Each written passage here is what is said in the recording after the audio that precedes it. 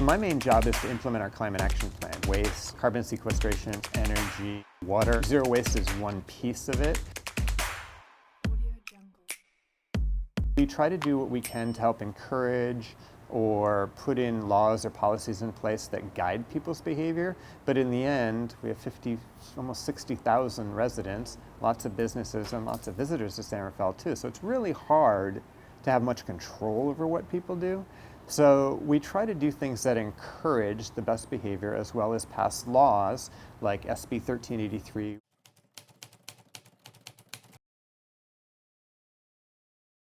However, we have to rely on our community partners. So Marin Sanitary Service is our biggest community partner. They do all the waste hauling, all the compost. They were one of the first companies in California to have curbside composting. So they're really, and they do most of the outreach, and they do it really well. What we're seeing in composting is that a lot of people are putting those bioplastics in, which don't get composted here. If you have plastic in there and other stuff that's not compostable, all that other good stuff may end up going to landfill because it's too contaminated to actually compost.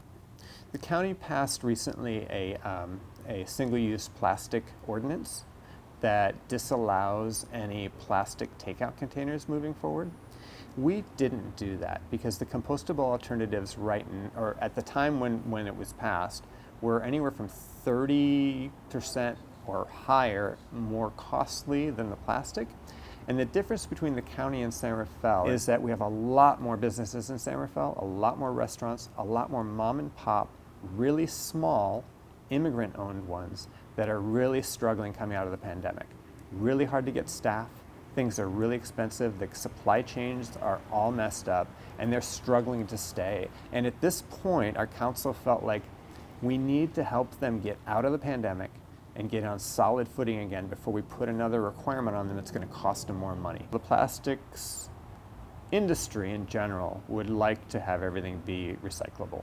The reality is if it doesn't pencil out, if it doesn't make you money or not cost you money, things are not going to get recycled. You don't get a plastic bottle that's recycled into a plastic bottle that's recycled into a plastic bottle. That's not what happens. A plastic bottle might become a deck. When you saw that plastic, all that plastic shaving is going into the ground. When it's done, where does it go? It doesn't get recycled, it goes to landfill. If you can, avoid plastic as much as possible.